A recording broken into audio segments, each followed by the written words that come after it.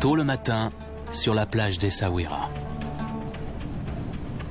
Faisal Ramidi, professeur de planche à voile, se prépare à recevoir ses élèves. Le vent est force 6. On ne peut rêver mieux.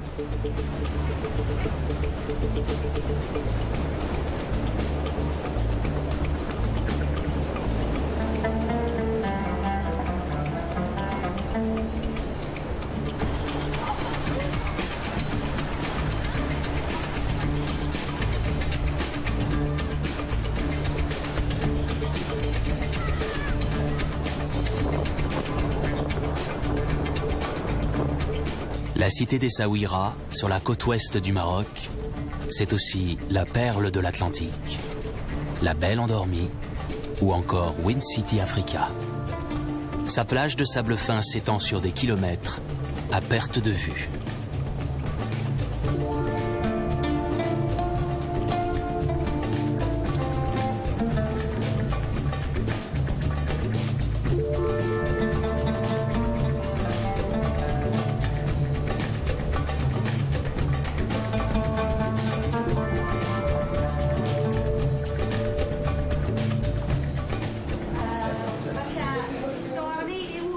À 21 ans, Faisal est le champion de planche à voile en titre du Maroc.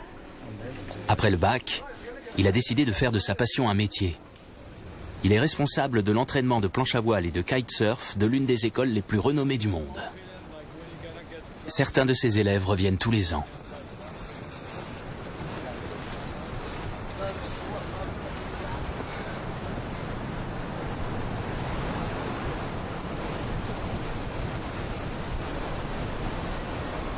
Le vent est devenu l'un des grands atouts touristiques d'Essaouira. Pendant longtemps, il a plutôt découragé les vacanciers étrangers. Mais aujourd'hui, il est source de nombreux emplois, ce dont le pays a tant besoin, surtout pour les jeunes. Car le surf, sous toutes ses formes, est partout à la mode.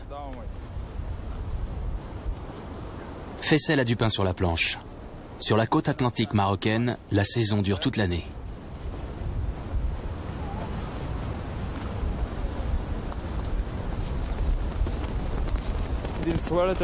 Essaouira est très prisé pour la pratique de sports comme le surf, le kitesurf ou le wind, parce qu'ici, il y a du vent tout le temps. C'est idéal pour ces disciplines. Évidemment, une météo comme ça, on n'en trouve pas partout au Maroc. Des touristes de pratiquement tous les pays viennent s'entraîner ici et profiter des vents d'Essaouira.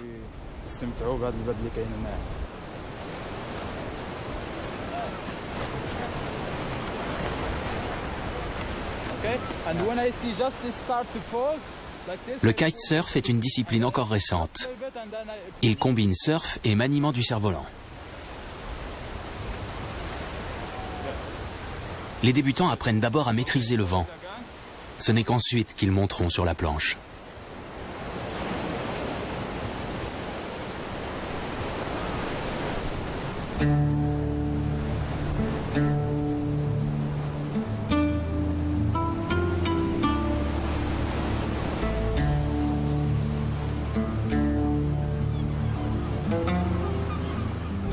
Essaouira trône sur un promontoire rocheux situé à 3 heures de route au nord d'Agadir et à 2 heures à l'ouest de Marrakech. Il y a près de 3000 ans, les Berbères, les premiers habitants du Maroc, ont fondé ici un comptoir de commerce. Du fait de sa situation géographique, la cité était pratiquement imprenable. Au XVIe siècle, les Portugais ont rebaptisé la ville Mogador, et elle a gardé ce nom jusqu'en 1955. On retrouve dans son architecture des influences berbères, arabes, portugaises et françaises.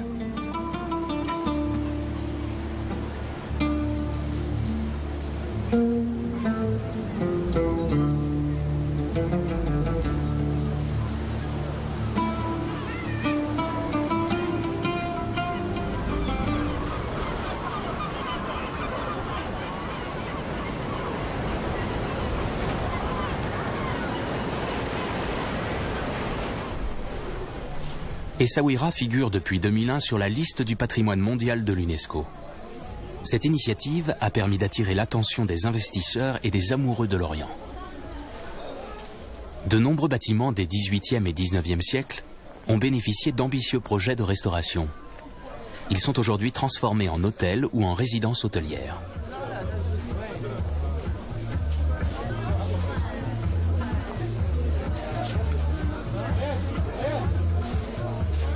C'est ainsi qu'est né le premier hôtel bio du Maroc. Un bâtiment neuf construit sur le plus ancien hammam de la ville. Ce projet est l'œuvre d'une agricultrice bio allemande, Felicitas Christ. Elle a tout abandonné en Allemagne pour réaliser son rêve ici.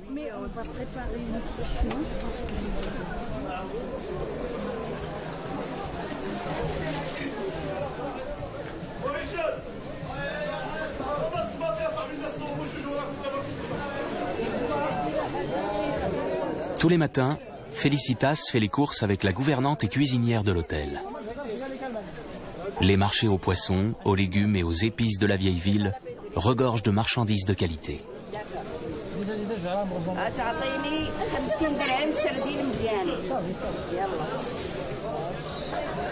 Elle achète uniquement des légumes produits par les petits exploitants de la région.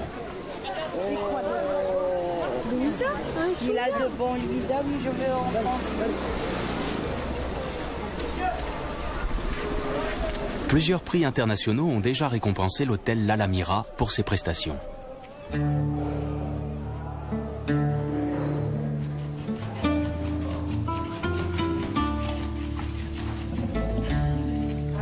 Le matin, les clients peuvent commander des spécialités culinaires occidentales ou marocaines.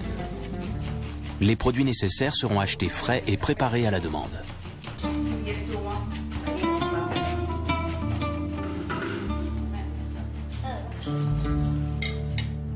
Aujourd'hui, des vacanciers australiens ont commandé des sardines marinées.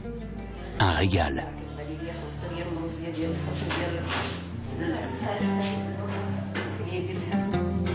Seuls des matériaux traditionnels et non traités ont servi à la construction de l'hôtel.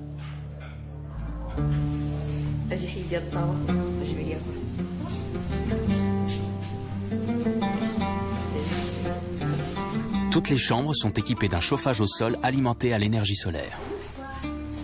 Bonsoir.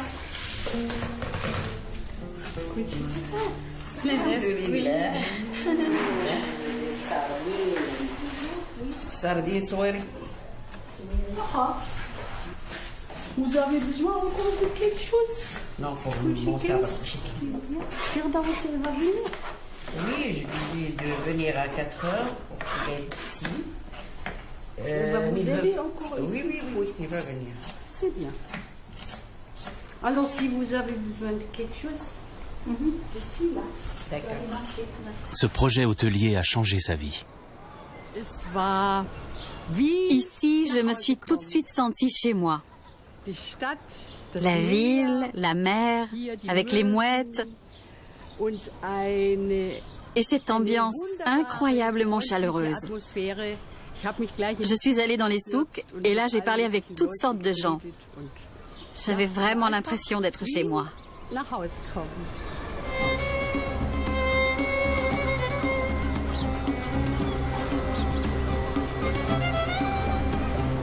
Anouar a 16 ans et lui aussi aime la mer. Il est lycéen et passe tout son temps libre à aider son père qui travaille sur la plage. Juché sur son cheval, il ramène des clients. Son père propose des promenades à cheval ou en chameau, mais aussi, depuis peu, des tours de quad.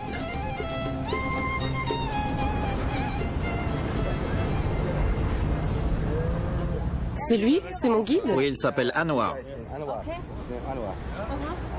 Le cheval est à toi? Oui, c'est le mien. Il s'appelle Oscar. Il faudra aller tout doucement. C'est ma première fois. Ils sont bien ces quads? Oui, ils sont déjà allés avec les quads. C'est pas la première fois que nous sommes ici à Essaouira et toujours nous faisons un tour à direction de Cap Sim. Oui, c'est très joli là-bas. Avec les dunes, c'est très joli. Oui. J'aime beaucoup. Oui. Il y a même le village du Jimi Hendrix, la forêt, vous pouvez amuser sur les dunes. Il y a des beaux trajets. Fumer un peu hein, dans les dunes, hein, n'est-ce pas? Non.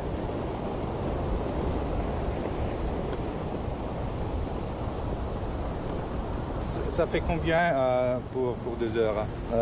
On fait 1 heure 300 dirhams. 300 dirhams. 1 heure 300 dirhams. Ouais. Ah, c'est plus cher que le Ouais, parce le que là, cheval. c'est une machine, parce que ça coûte cher en plus, les gasoil, etc. Ah,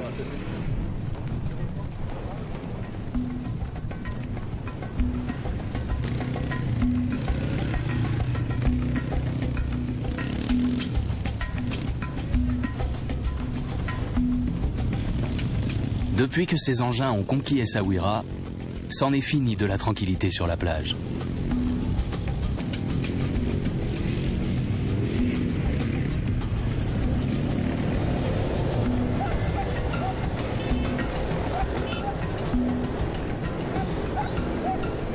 Aujourd'hui, les quads n'ont plus le droit de circuler dans la baie et sur la plage des baigneurs. Ils partagent un espace avec les chevaux et les chameaux. Les animaux ont eu le temps de s'adapter au bruit. Les surfeurs, eux, sont bien obligés de le supporter. Pour Anwar et son père, le quad est désormais une importante source de revenus. J'ai toute ma famille à Diabat, un village à environ 2 km d'Essaouira. Nous avons là-bas une petite entreprise. Les hôtels nous envoient des clients et nous on en trouve également ici sur la plage. On leur propose un programme, soit une balade d'1 heure, soit plus longtemps. Par exemple, nous avons une randonnée de 6 jours entre Essaouira et Agadir, avec bivouac, tout compris. C'est comme ça que petit à petit on s'est fait connaître. On a imprimé des cartes de visite qu'on distribuait aux clients qui à leur tour en donnaient à des amis et ça nous faisait d'autres clients.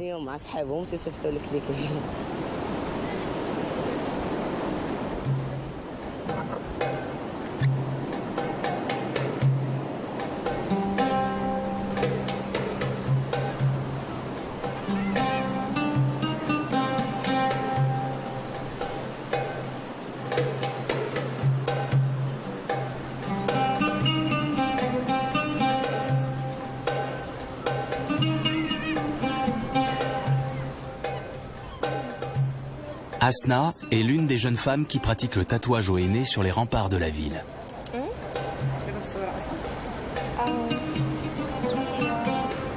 Elle dessine à même la peau, en général sur les mains et les avant-bras, toutes sortes de motifs arachnéens qui forment comme une dentelle. Les Marocaines s'emparent traditionnellement pour les fêtes de mariage et de naissance. Mais les vacancières sont également nombreuses à recourir au service de Hasna. Je suis allée à Sidi Kaouki. Il faut faire très attention au soleil là-bas. Hein. Oui, il peut y faire très chaud. On y bronze très vite. Je voudrais aller à Sidi Abdallah pour voir les cascades. Je ne connais pas ce coin. Le Sidi Abdallah, c'est de l'autre côté de Sidi Kaouki. T'es sûre d'être d'Essaouira? D'Essaouira, pas des faubourgs. C'est sur la route d'Agadir, ça fait encore partie d'Essaouira. Moi, j'aime bien les cascades d'Ozoud. C'est où ça? Près de Marrakech, sur la route de Beni Mellal. Je préfère Essaouira. Crois-moi, c'est vraiment beau là-bas. J'irai peut-être un jour.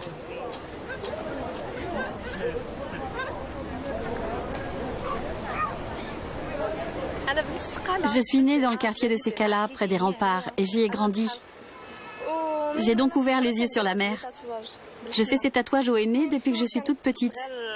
Au début, ce n'était qu'un passe-temps, un gribouillage au stylo. Mais à 9 ans, j'ai commencé à faire ça plus sérieusement, jusqu'à en faire un métier. Je vais encore à l'école, mais pendant les vacances, je fais ces tatouages. J'ai des clients qui reviennent tous les ans.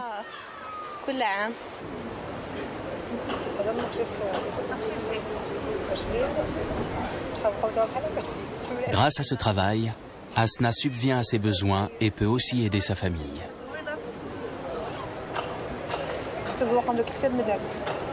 Récemment encore, les femmes d'Essaouira portaient le voile.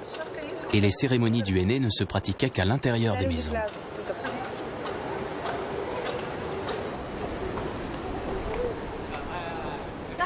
Le henné rouge, on le trouve sous forme de plantes séchées qu'on réduit en poudre.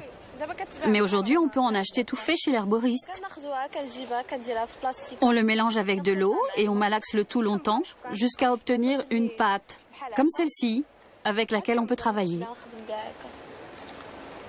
J'exécute toutes sortes de tatouages, des simples ou des compliqués selon le désir du client. Je fais aussi des dessins de style tribal, ceux que préfèrent les garçons. On utilise du henné noir pour les garçons et les filles, mais le rouge, c'est uniquement pour les femmes.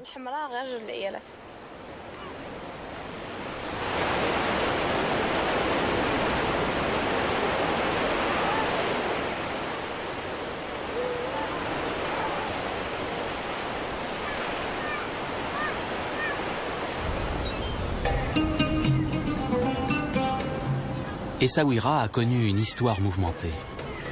Plusieurs cultures y ont laissé des traces de leur présence. Celles des musulmans, des chrétiens et des juifs. Jusqu'à la fin du 19e siècle, plus de la moitié de la population était juive. La ville comptait alors plus de synagogues que de mosquées. Après la création de l'État d'Israël, la plupart des juifs ont émigré.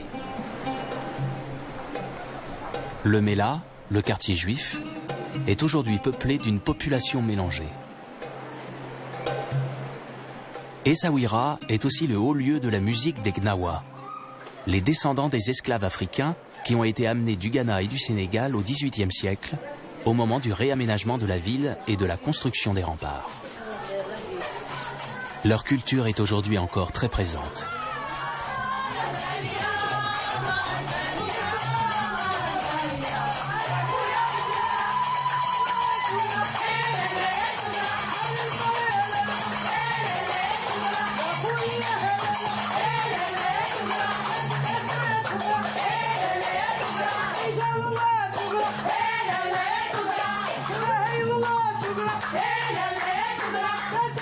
Leur musique tire ses racines spirituelles du vaudou africain. Il y a peu encore, elle n'était pratiquée que par les hommes. La musicienne et danseuse Zaïda a mis un terme à ce monopole. Ses filles et ses nièces l'ont suivie avec enthousiasme dans cette aventure. C'est ma mère, maîtresse Zaïda Gagna, qui a fondé le groupe. C'est d'abord à nous que revient ce patrimoine. Nous en sommes les dépositaires depuis les origines. Nous y plongeons nos racines. Avec l'aide de Dieu, j'espère parvenir à un certain accomplissement.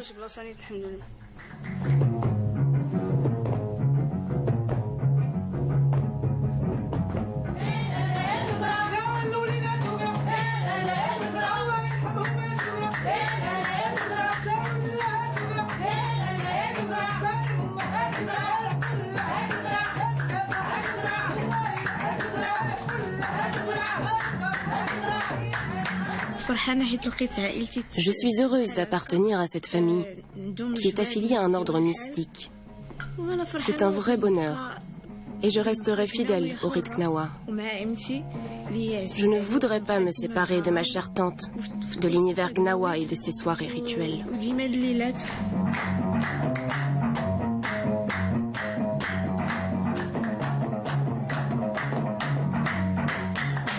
Ces musiciennes accomplies se sont donné pour objectif de participer au prochain festival d'Essaouira. C'est le moment fort de l'année pour tous les amateurs de musique Gnawa. Et elles seraient les premières femmes à se produire dans le cadre de cette manifestation.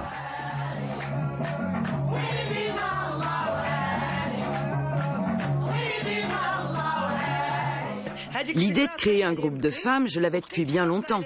J'animais des soirées rituelles pour les femmes, à domicile. Mais j'avais peur que la tradition se perde. À la création du festival d'Essaouira, quiconque écoutait une cassette de musique Gnawa prétendait être un Gnaoui. J'ai alors décidé de créer mon groupe authentiquement Gnawa pour transmettre la tradition. Maintenant, nous jouons de plusieurs instruments comme le gambri, les tambours et aussi les castagnettes. Le grand tambour, là, ce sont les filles et moi-même qui en jouons. Nous faisons tout. C'est un groupe de Gnawa au féminin.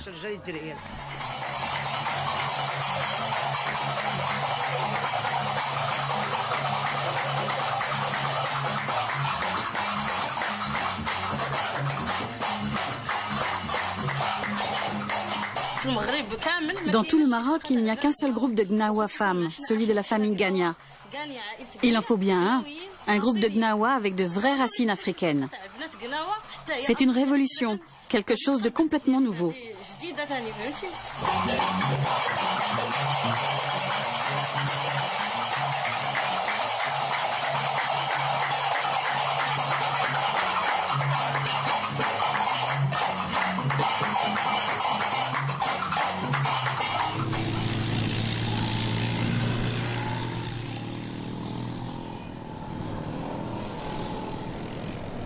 Aujourd'hui, Anouar n'a pas cours.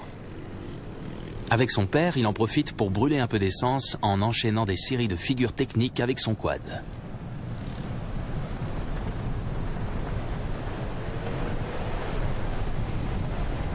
Le vent souffle vraiment trop fort. Impossible de se baigner, de faire de la planche à voile et même de se promener à cheval en dehors de la baie abritée.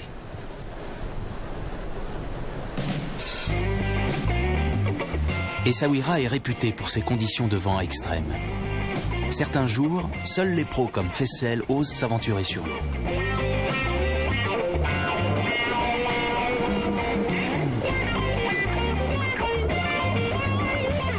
Fessel ne pourrait s'imaginer vivre ailleurs. Les célèbres plages d'Essaouira lui fournissent un terrain d'entraînement idéal.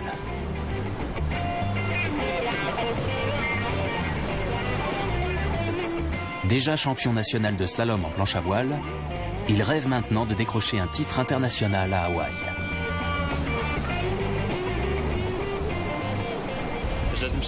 Quand je suis sur l'eau, j'oublie le travail et je me fais plaisir.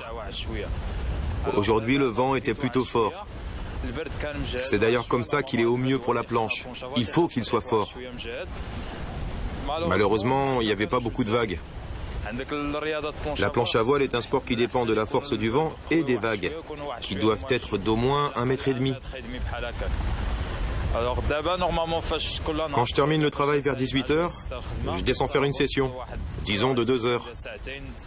Je vais surfer un peu, surtout qu'il va bientôt y avoir des compétitions et que je dois m'y préparer.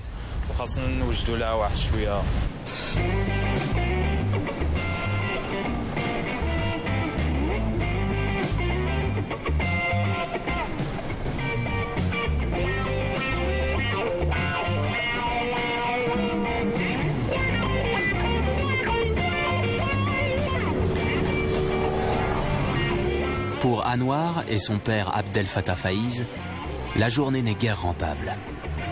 Quand il y a trop de vent, les clients ne viennent pas.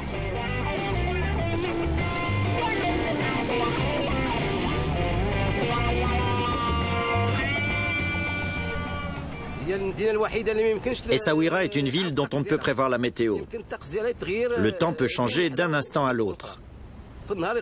On peut avoir 3 revirements complets le même jour. De la chaleur et du soleil le matin, puis du vent et du froid, et ensuite de la brume. C'est comme ça dans cette ville. Elle s'enfonce d'environ 16 km dans la mer. C'est pour ça que le temps y est si instable.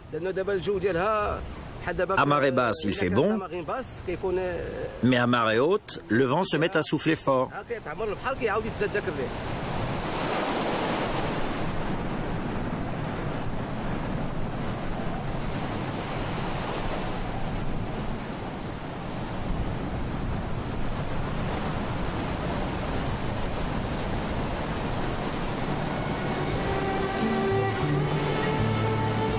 Pour échapper aux rafales de vent et au vacarme des quads, il suffit de parcourir quelques kilomètres vers le sud.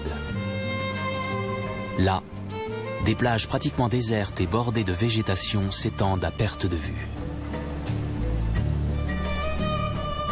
Le sud-ouest du Maroc, entre Essaouira et Agadir, est la seule région du monde où l'on rencontre cette variété d'arbres, l'Argania spinosa. L'arganier est à la base du mode de vie berbère. Organisées en coopérative, les femmes se chargent d'extraire l'huile contenue dans le noyau des fruits.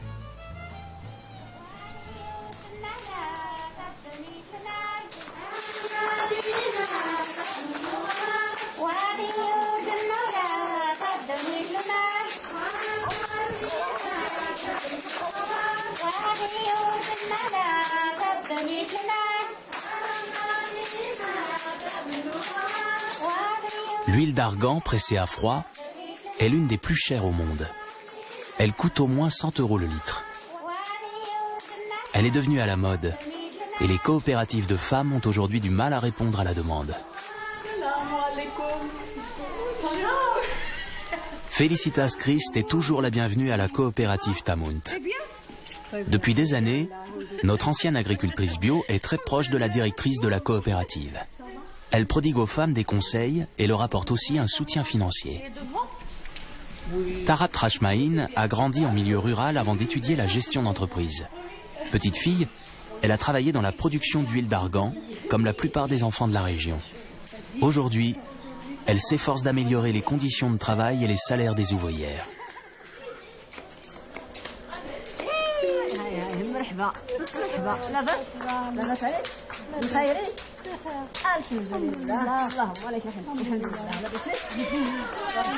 La coopérative de Tamunt regroupe 34 femmes. Les décisions sont prises démocratiquement, chaque membre disposant d'une voix. Elles ne sont pas rémunérées en fonction d'un taux horaire, mais se partagent une partie des gains. La coopérative est en plein développement, mais Tarabt n'a pas encore atteint ses objectifs. Elle aurait besoin de beaucoup plus d'ouvrières pour accroître la productivité. Beaucoup d'hommes refusent que leur épouse devienne membre de la coopérative. Ils préfèrent qu'elle s'occupe du ménage, des enfants et qu'elle cultive leur propre lopin de terrain. Oui, je prends 10 60 et 10 les 30. Oui. Voilà.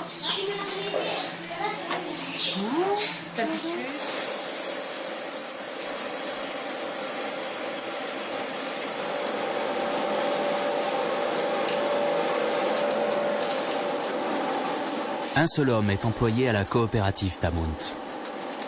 Un journalier qui s'occupe de la machine à décortiquer les noyaux. Une étape qui exigeait auparavant beaucoup plus de main-d'œuvre. C'est-à-dire, voilà, 10 pour l'alimentaire traditionnel. Vous préférez l'alimentaire traditionnel plus que mécanisé? Parce que beaucoup de gens... À chacune de ses visites, Felicitas en profite pour se ravitailler en produits de la coopérative. Son restaurant bio cuisine à l'huile d'argan et elle en revend aussi à prix coûtant à ses clients. L'huile d'argan est également un cosmétique qui s'utilise pour les soins de la peau et des cheveux et comme huile de massage. Depuis qu'on a découvert les effets bénéfiques de l'huile d'argan au début des années 90, les ventes ont connu une augmentation fulgurante. Aujourd'hui, des entreprises étrangères achètent de grosses quantités de fruits déjà décortiqués qui sont ensuite transformés de façon industrielle et à moindre coût. Le résultat, c'est qu'il reste de moins en moins de fruits disponibles pour les coopératives qui ont également beaucoup de mal à lutter contre les prix des grandes entreprises.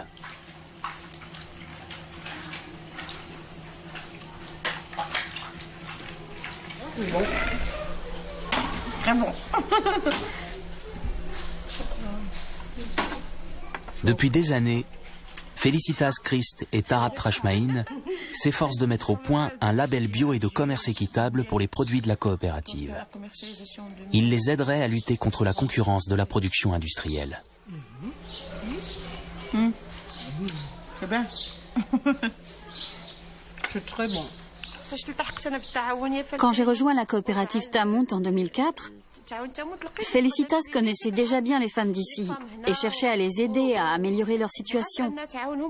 De 2004 à aujourd'hui, en 2011, ça fait 7 ans. Elle est devenue l'une d'entre nous, un membre de la coopérative.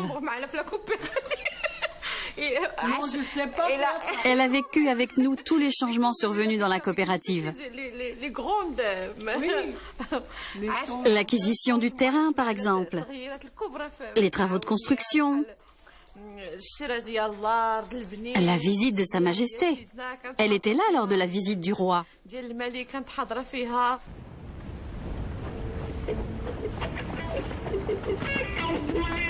Mais revenons sur la côte.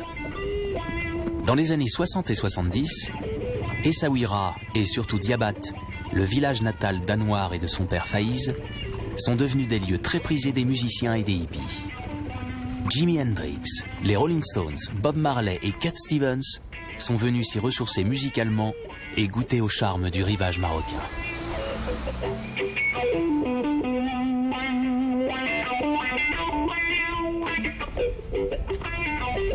Mais c'est surtout le passage de Jimi Hendrix qui a marqué le village.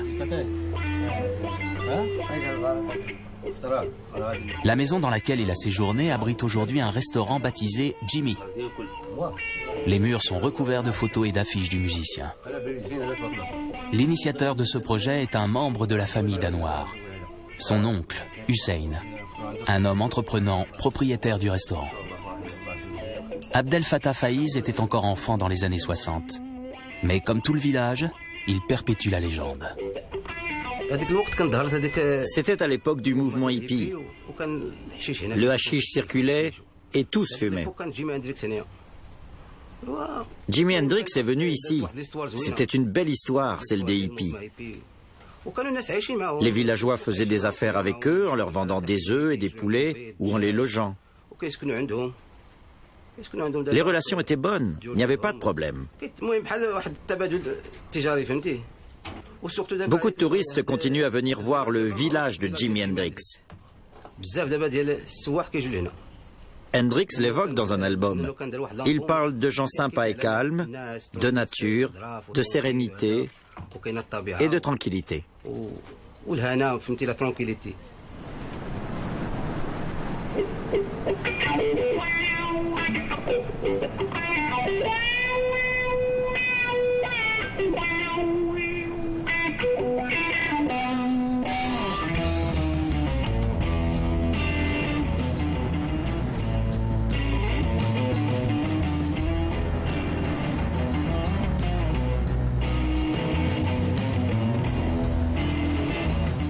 Depuis qu'Essaouira figure sur la liste du patrimoine mondial de l'UNESCO, la ville s'efforce de transformer son image. Elle aimerait s'affranchir de cette réputation de haut lieu du mouvement hippie et se profiler comme un centre balnéaire susceptible d'attirer les vacanciers marocains et étrangers. De gros investissements ont déjà eu lieu pour aménager la plage. Aujourd'hui, c'est l'une des plus vastes et des plus propres du Maroc. Depuis que la ville est dotée d'un aéroport et d'une autoroute qui la relie à Marrakech, elle est de plus en plus visitée pour des séjours de courte durée, surtout par des jeunes.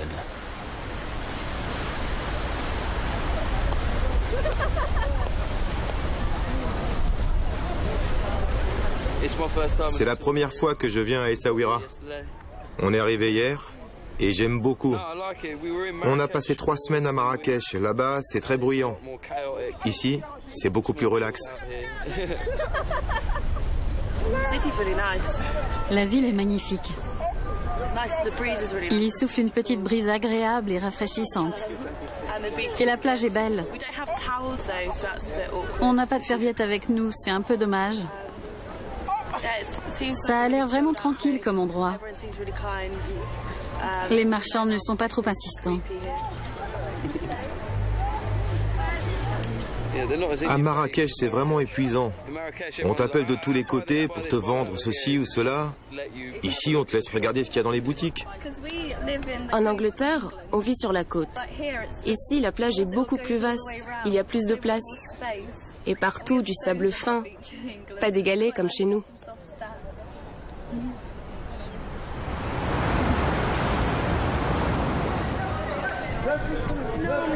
Aujourd'hui, Fessel a fermé l'école de surf plus tôt que d'habitude. Festival oblige. Depuis plus de 10 ans, Essaouira organise un festival international de musique gnawa qui se déroule pendant la dernière semaine de juin. 3 jours durant, la cité portuaire vit au rythme des tambours africains.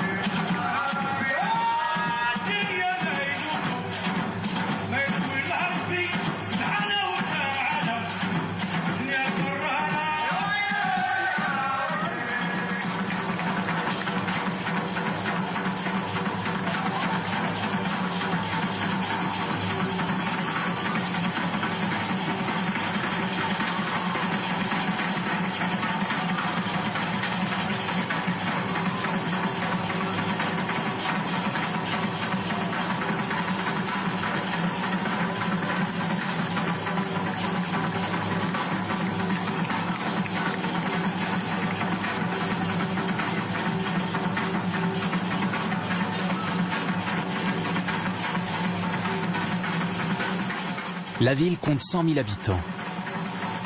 Pendant le festival, elle accueille autant de visiteurs. Partout, des gens font de la musique. Certains autochtones trouvent même que c'est un peu beaucoup. Ça change la ville, bien sûr. Essaouira est connue pour être une petite ville tranquille, mais au moment du festival, on la reconnaît à peine. Les gens viennent de tout le Maroc et de partout dans le monde, et ça change l'ambiance. Mais c'est qu'une petite semaine, tout redevient calme ensuite.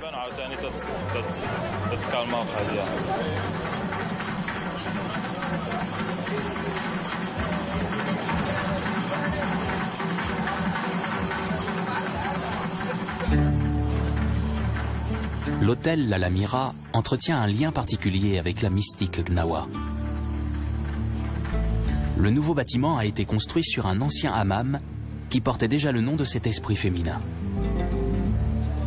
Pendant plus d'un siècle, l'établissement a surtout été fréquenté par la population noire, celle des anciens esclaves venus d'Afrique. Aujourd'hui encore, on prête à ce lieu des vertus thérapeutiques.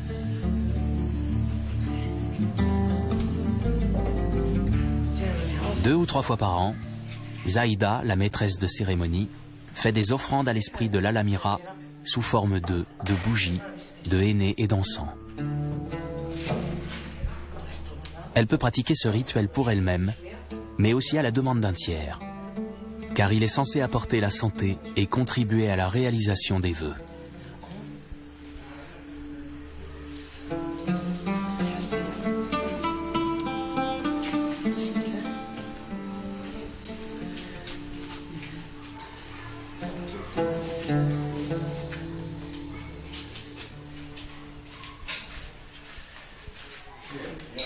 Les chambres de l'hôtel sont construites sur les vestiges du hammam.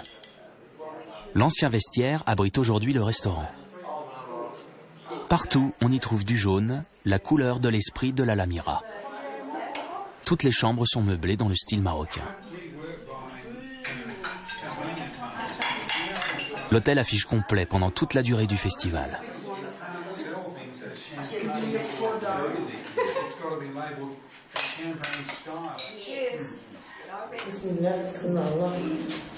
La maîtresse de cérémonie et sa fille sont heureuses que la propriétaire de l'hôtel n'ait pas rasé le hammam traditionnel et qu'elle permette qu'on y pratique encore les rituels.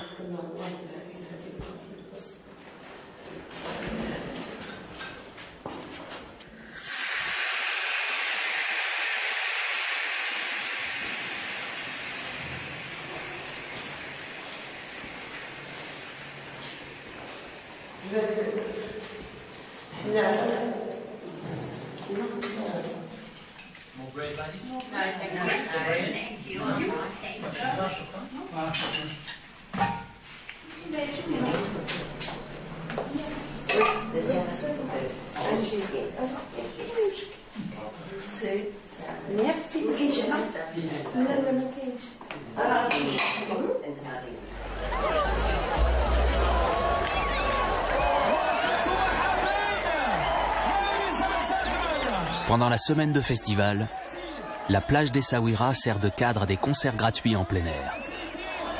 Le public y afflue de partout.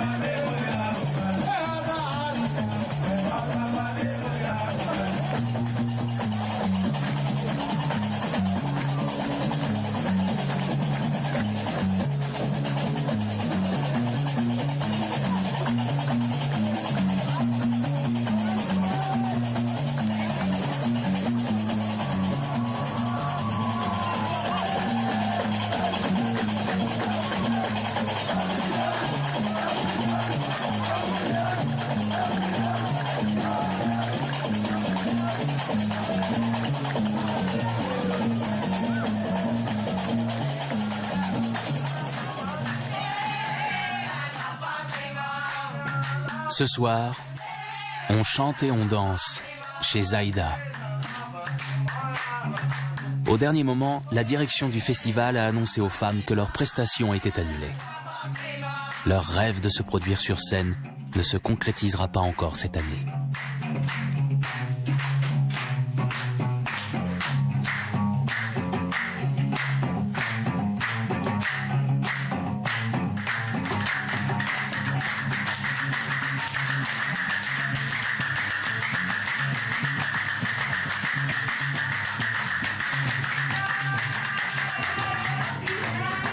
Mais il en faut plus pour décourager les musiciennes.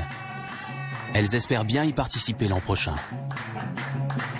Actuellement, tant de choses évoluent dans le monde arabe.